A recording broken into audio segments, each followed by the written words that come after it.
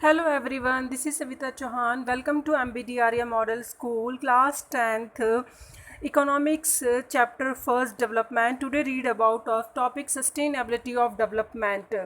आपने जियोग्राफी के first chapter में पढ़ा था कि सस्टेनेबिलिटी क्या होता है, सेम वही है. सस्टेनेबिलिटी पहले तो इसका मीनिंग समझ लीजिए. सस्टेनेबिलिटी मीन्स होता है स्टूडेंट, जो हम नेचर में हमारे पास जो रिसोर्सेज होते हैं उनको हम विदाउट डिस्क्रिमिनेट करे हुए यूज़ करें, यानी बिना उनको अंधाधुंध बिना प्लानिंग के अगर हम उनको यूज़ कर रहे हैं तो उससे क्या होगा, बहुत नुकसान होगा. यानी इसका मतलब है कि आपके पास जो भी प्राकृतिक संसाधन है उनको बिना नुकसान पहुंचाए यूज़ करें और आने वाली जो जनरेशन है, जो पीढ़ी है, उनके लिए सुरक्षित रखें. तो उसे कहते हैं हम सस्टेनेबिलिटी. लेकिन सस्टेनेबिलिटी ऑफ डेवलपमेंट क्या है वो हम इसमें रीड पढ़ेंगे करेंगे, क्योंकि sustainability of development that means sustainability का डेवलपमेंट करना, यानी हमें डेवलपमेंट तो करना है लेकिन हमें अपने रिसोर्सेज को भी इस तरीके से यूज़ करना है कि वो ख़त्म ना हो और उनको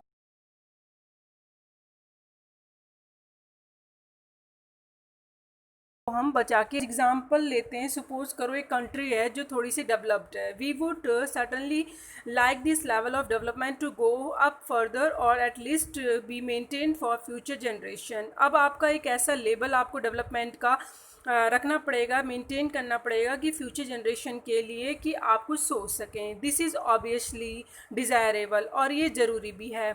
However, कैसे since the second half of the 20th century, a number of scientists have been warning that the present type and levels of development are not sustainable. That means एक यहाँ पे स्टूडेंट समझने वाली बात है कि साइंटिस्ट जो हैं उन्होंने वार्निंग दी है कि अगर आप जो डेवलपमेंट कर रहे हैं आर नॉट सस्टेनेबल, लेकिन जो डेवलपमेंट कर रहे हैं वो सस्टेनेबल नहीं है. कैसे, उसको हम समझते हैं. डेवलपमेंट रिक्वायर, सबसे पहले तो आप ये समझो कि आपको डेवलपमेंट करने की ज़रूरत है, उसकी रिक्वायर्ड है. क्या रिक्वायर है? अब अगर आपको डेवलपमेंट करना है तो जो आपके पास प्राकृतिक संसाधन है, जो नेचुरल रिसोर्सेज हैं, उन्हें कंज्यूम करना पड़ेगा, उसको यूज़ करना पड़ेगा. अब वो यूज़ तो करोगे आप, लेकिन वो उसका रिजल्ट क्या निकलेगा? लीडिंग आप depletion of resources. That means सीधा सीधा क्या होगा कि जो रिसोर्सेज हैं वो क्या होने लग जाएंगे, ख़त्म होने लग जाएंगे. तो यहाँ पे ये बोलने वाली बात है कि डेवलपमेंट की रिक्वायर्ड ही है कि आप रिसोर्सेज को ख़त्म कर रहे हो और धीरे धीरे जो आप कंज्यूम्शन बढ़ा रहे हो. जैसे कि एग्जांपल से समझ लो, आपको इंडस्ट्री लगानी है क्योंकि भाई कंट्री डेवलप करनी है तो वहाँ पे इंडस्ट्री की रिक्वायर तो होगी. अब इंडस्ट्री होंगी तो वहाँ पे क्या होगा, ऐसा तो है नहीं कि कुछ और नहीं चाहिए होगा, वहाँ पे बिजली भी चाहिए. अब जब लाइट की सप्लाई चाहिए तो वो ऐसा तो नहीं है, वहाँ पे कॉल एक्सट्रैक्ट करने पड़ेंगे, थर्मल प्लांट लगाना पड़ेगा बिजली के लिए, लाइट के लिए. तो वहाँ पे कॉयल एक्सट्रैक्ट करने पड़ेंगे. अब एक्सट्रैक्ट करने के लिए यानी ज़मीन से निकालने के लिए आपको वो चीज़ें क्या करनी पड़ेंगी, यूज़ करनी पड़ेंगी. लेकिन एक टाइम के बाद जो ये नेचुरल रिसोर्सेज होते हैं वो क्या होने लग जाएंगे, ख़त्म होने लग जाएंगे. तो ये डेवलपमेंट का मीन यहाँ से रिलेट होता है कि आप डेवलपमेंट तो कर रहे हैं, उसकी रिक्वायरी होती है कि आप रिसोर्सेज को कंज्यूम कर रहे हैं और वो सीधे सीधे ख़त्म होंगे ही एक टाइम के बाद. तो sustainable use of resources required, यानी सस्टेनेबल ही एक ऐसी रिसोर्सेज की रिक्वायर्ड करता है. एग्जाम्पल समझेंगे वो, अब हम थोड़ा सा इसको आगे देखेंगे तो हमें समझ आए. एग्जाम्पल है ground water. Ground water is an example of renewable resources. आपको पता है कि ये एक रिन्यूएबल है, यानी आप इसको कितना भी यूज़ करो कि एक टाइम के बाद ही अपने आप को दोबारा रीजनरेट कर लेता है. These resources are replenish by nature as in the case of crops and plants. यानी नेचर से ही रिप्लेनिश होता है, यानी अपने आप ही एक ऐसा प्रोसेस है जो दोबारा बन जाता है. तो रिप्लेनिश यानी जो दोबारा से अपने आप को कंप्लीट कर लेता है, रीजनरेट कर लेता है, अपनी भरपाई कर लेता है. तो रिप्लेनिश कर लेता है, नेचर से ही होता है. जैसे बारिश आ रही है तो पानी जाता है ग्राउंड लेवल पे, वो राइज उसका ऊपर हो जाता है लेवल ग्राउंड में पानी का, उसको फिर हम यूज़ करते हैं, फिर दोबारा से रेन साइकिल आती है. तो वाटर साइकिल ही चलती रहती है. और केस ऑफ क्रॉप्स और प्लांट्स में भी आप देखेंगे. However, even these resources may be overused. लेकिन अब ये resources overused कैसे हो रहे हैं? For example, in the case of groundwater, if we use more than what is being replenished by rain, then we would be overusing this resources.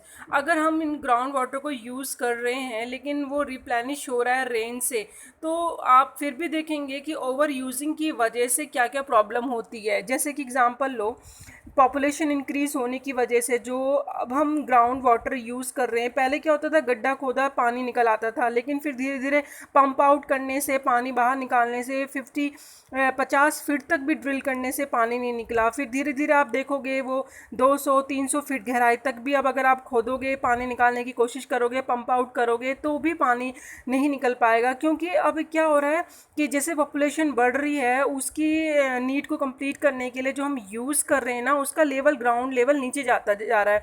और जिस तरीके से रोड बनी हुई है सीमेंट की पक्की, तो जो रेन वाटर है वो नीचे नहीं जा पाता, सॉइल उसको ऑब्जर्व नहीं कर पाती है, वो पानी, रेन का पानी नालियों में चला जाता है, वहाँ पे ड्रेन हो जाता है। तो दैट मीन्स वो साइकिल में, रिसाइकल होने में प्रॉब्लम हो रही है, और जिसकी वजह से जो ग्राउंड वाटर है, जिसको हम कह सकते हैं वो एक रिन्यूएबल रिसोर्सेज है, लेकिन फिर भी ओवर यूज़ होने की वजह से अब वो क्या हो रहा है, एक मतलब जिसे कह सकते हैं प्रॉब्लम क्रिएट कर रहा है। Non renewable resources are those which will be exhausted after years of use. अभी तो हमने रिन्यूएबल का एग्जांपल पढ़ा था ग्राउंड वाटर, अब ऐसे ही हम एक नॉन रिन्यूएबल का भी एग्जांपल समझ लेते हैं। चलो क्रूड ऑयल ले लेते हैं, उसका भी एग्जांपल अगर आप देखेंगे, जैसे कि वो पेट्रोलियम प्रोडक्ट है, तो आप जानते हो कि जो आप गाड़ियों में यूज़ कर रहे हो, ठीक है आज यूज़ कर रहे हो, लेकिन आपको मिल रहा है, लेकिन आप जितने कितने कितने ज़्यादा यूज़ कर सकते हो, 10-15 साल, 20 साल, 30 साल, क्योंकि आने वाली जनरेशन के लिए वो ख़त्म हो जाएगा। क्योंकि इसको बनने में जो है कितना साल लगते हैं, लाखों साल लगते हैं, लेकिन ख़त्म बहुत जल्दी हो जाएगा। तो ये एक ऐसा नॉन रिन्यूएबल रिसोर्सेज है कि अगर हम इसको प्लानिंग से यूज़ नहीं करते हैं तो वो रिप्लेनिश नहीं हो पाएगा। तो earth which can not be replenished. We have a fix stock, stock जो है इसका पेट्रोलियम का, वो हमारे पास रिन्यूएबल का फिक्स है। We do discover new resources, हमें न्यू ऐसे रिसोर्सेज को डिस्कवर करना चाहिए that we did not know of earlier, जो हम पहले से जानते हैं। And new resources in this way add to this stock, और न्यू रिसोर्सेज को हमें ऐसे स्टॉक में ऐड करना चाहिए जिसको हम ओवर टाइम यूज़ कर सकें। And even this will get exhausted, और अगर वो ये जो रिसोर्सेज एग्जॉस्टेड हो भी जाते हैं, ख़त्म हो भी जाते हैं, तो उससे हमें प्रॉब्लम ना आए। जैसे कि आपने देखा कि हम रीड कर रहे थे सस्टेनेबिलिटी ऑफ डेवलपमेंट, ये एक बहुत इम्पॉर्टेंट इसमें लाइन दी हुई हैं। जो भी हम सस्टेनेबिलिटी ऑफ डेवलपमेंट पढ़ रहे हैं, we have not inherited the world from our forefathers. Inherited यानी जो हमें मिला होता है अपने किसी से, जैसे कि हमें पूर्वजों, फोर फादर से नहीं मिला। इनका कहने का मतलब है जो आप नेचुरल रिसोर्सेज कर रहे हो वो आपको गिफ्ट में आपके फादर ने नहीं दिया है, वो नेचुरल रिसोर्सेज हैं, गॉड गिफ्टेड रिसोर्सेज हैं। आप उनको आंख बंद करके बिना जिम्मेदारी के ऐसे यूज़ नहीं कर सकते, प्रकृति को नुकसान नहीं पहुंचा सकते हो। We have borrow if from our children, हमें ये बच्चों को देना है, और बच्चों को देने के लिए हमें एक प्लानिंग बनानी पड़ेगी। जब आज हम पूरी प्लानिंग से यूज़ करेंगे रिसोर्सेज को, सस्टेनेबिलिटी ऑफ डेवलपमेंट करेंगे, यानी सस्टेनेबिलिटी ऑफ डेवलपमेंट का मतलब ही है कि बिना प्रकृति को नुकसान पहुंचाए, बिना आप प्रकृति से दिए हुए संसाधनों को यूज़ करते हैं और आने वाली पीढ़ी के लिए सुरक्षित रखते हैं। तो दैट मीन्स कि आप अपने आने वाले बच्चों को देंगे, ये आपको जो नेचर ने दिया है, ये आपकी खुद की संपत्ति नहीं है जिसे आप जैसा चाहे यूज़ कर लें, इसको आपको आने वाली जनरेशन को देना है। तो इसीलिए हमें प्लानिंग से यूज़ करना पड़ेगा। तो स्टूडेंट, ये हमारा लास्ट टॉपिक था, सस्टेनेबिलिटी ऑफ डेवलपमेंट।